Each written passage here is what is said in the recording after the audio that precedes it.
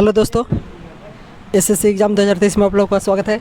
देखिए, आज हम इस वीडियो में अपना सैलरी स्लिप दिखाने वाले हैं जो कि ट्रेनिंग पीरियड के दौरान है, क्योंकि कल हम लोग का जो भी कैंडिडेट सीसीटीसी एमएएस बैच का पहला बैच गया था मद्रास डिवीज़न का, तो उनका सैलरी तो कल आ गया था। उससे रिलेटेड हम वीडियो बना दिए थे कि कितना पेमेंट आया था।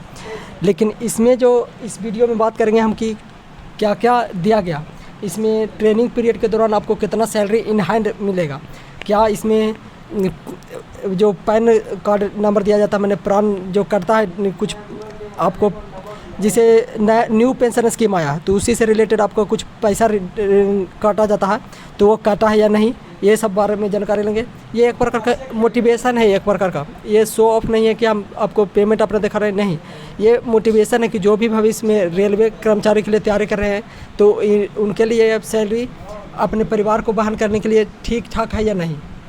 तो चलिए स्टार्ट करते हैं। देखिए, अगर हम बात किया जाए तो अपना हम इंट्रोडक्शन दे दें सबसे पहले कि हम सिलेक्टेड है सीसीटीसी पोस्ट कमर्शियल कम टिकट क्लर्क, यानी इसमें बहुत बात किया जाए तो टीई पोस्ट भी रहता है, TTE and booking office, parcel office and goods shed, वो बाद में हम बात करेंगे। देखिए, हम अपना अभी सैलरी स्लिप आपको दिखाना है, जिसे एनटीपीसी 2019 का बाहर निकला था, जाकर फाइनली 2023 में हम लोग का ज्वाइनिंग हुआ, वो भी अगस्त में।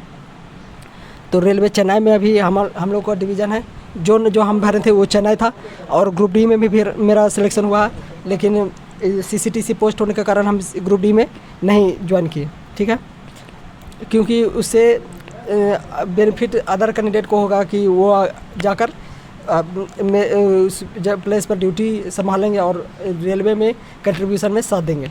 तो चलिए स्टार्ट करते हैं। अगर बात किया जाए, देखिए हम कल ही थंबनेल बनाए थे सीसीटीसी के, लेकिन आज ओरिजिनल आपको सैलरी स्लिप आपको देखने को मिलेगा कि क्या क्या सैलरी है।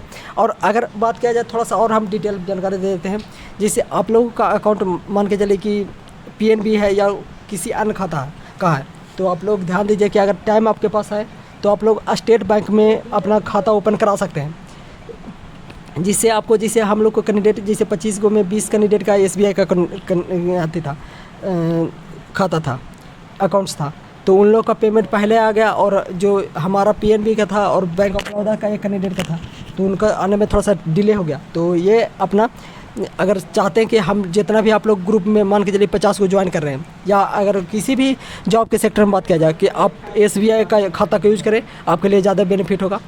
तो स्टार्ट करते हैं। देखिए, अगर अच्छा लगे तो मेरे वीडियो को लाइक कीजिए, शेयर ज़्यादा से ज़्यादा कीजिए कि ज़्यादा से ज़्यादा कैंडिडेट जान सकें कि हाँ, रेलवे में आपको कैसा पेमेंट रहता है, और वो भी 12th डिग्री पर। जैसे ग्रेजुएशन हम लोग का नहीं है, 12th पर ही हुआ हम लोग का हुआ, तो 12th पर आपको लेवल 3 का पोस्ट दिया जा रहा है। 12th पर लेवल 3 का ओनली पोस्ट देता है तो रेलवे देता है, और एक देता था पहले CHSL देता था, PA का पोस्ट देता था, लेकिन वो भी हटा चुका है। और एक DA ये डेटा ऑपरेटिंग करके आता है, वो लेवल 5 का रहता है, लेकिन बहुत कम सीट रहता है। तो देखिए, यही है हम लोग का। जैसे इसमें विवरण आपको रहेगा कि आपका नाम क्या है, आप किस डिपार्टमेंट से, आपका पद नाम क्या है, डिजिग्नेशन क्या है, तो सीसीटीसी, और डिपार्टमेंट हम लोग का कमर्शियल डिपार्टमेंट आता है तो कमर्शियल है, और किस स्टेशन पर, तो एमएएस स्टेशन, सेंट्रल चेन्नई जिसको कहते हैं। और देखिए, हम लोग का साफ क्लियर लिखा हुआ है कि आप अभी जो आपका पेमेंट मिल रहा है, तो आपको मिल रहा है ट्रेनिंग अप्रेंटिस के रूप में मिल रहा है। और हम लोग का एम्प्लॉयड यहाँ पर था, तो एम्प्लॉयड भी हम लोग को मिल चुका है।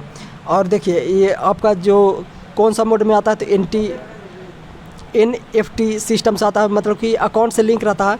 NEFT national electronic fund transfer method technique से, बैंकिंग टेक्निक है एक प्रकार का कि आप लोग बैलेंस शेयर कर सकते हैं। और आपका IFSC कोड रहता है, पैन कार्ड नंबर आता है, अकाउंट नंबर। अब देखिए, ये सब तो आप लोग जानते हैं। जिससे हम लोग का जो बेसिक पे था 21,700 था, और लेवल 3 है।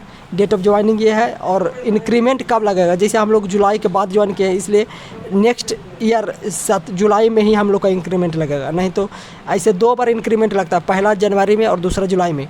अगर हम लोग जुलाई से पहले अगर ज्वाइन करते तो हम लोग का इंक्रीमेंट 1/1/2024 को होता, लेकिन हम लोग जुलाई के बाद ज्वाइन किए हैं तो हम लोग का इंक्रीमेंट जो लगेगा 1/7/2024 को लगेगा। और ड्यूटी पीरियड की बात किया जाए तो 30 दिन का हम लोग का ड्यूटी पीरियड रहा, 30 दिन का ड्यूटी का पीरियड। और हम लोग 25 से लेकर 31 तक भी ट्रेनिंग किए थे अगस्त में ही, क्योंकि अक्टूबर फुल किए, सितंबर फुल किए, और अगस्त में 25 को ज्वाइन किए थे, तो 31 तक, मतलब कि 25, 6, 31 7 दिन हम लोग इसमें, तो इसलिए हम लोग का जो पेमेंट बना है एरियर के साथ बना है। हम लोग का बेसिक पे 21,700, क्योंकि ट्रेनिंग के दौरान ओनली मूल वेतन और डीए मिलता है 42%। तो 21,700 का 42% कीजिएगा तो आप लोग को 9,114 रुपये बनेगा। और फिर 7 दिन का हम लोग को 749 रुपये दिया, और उसका 42% 2,058 रुपये बना। तो हम लोग का अगर शुद्ध सैलरी की बात किया जाए, ग्रॉस सैलरी की बात किया जाए, तो 37,772 रुपया बना। और टोटल रिकवर नहीं अभी कटा है, क्योंकि एनपीएस अगर हम लोग बना देते हैं तो एनपीएस में हम लोग का कुछ 3,000 रुपये लगभग कटता है। 10% हम लोग का काटता है और 14% सरकार के द्वारा दिया जाता है। तो 10% नहीं कटा था, तो मतलब 3,777 मतलब 3,800 रुपया हम लोग को कटता, लेकिन नहीं कटा है। तो हम लोग को शुद्ध वेतन मिला। जैसे और भी चीज़ होता है, जैसे तमिलनाडु में आप ड्यूटी कर रहे हैं तो तमिलनाडु वाला 100 रुपया कुछ टैक्स लेता है सरकार के द्वारा कि आप लोग को अच्छा से सुरक्षा प्रदान किया जाए, तो सम टैक्स लेता है। लेकिन अभी हम लोग को कुछ नहीं कटा है, तो हम लोग को जितना पेमेंट था उतने ही टोटल मिल चुका है। तो जैसे एनपीएस काटता भी तो सेफ होता, लेकिन अभी प्रेजेंट में तो हम लोग को चाहिए सेफ, तो भविष्य के लिए देखा जाता है।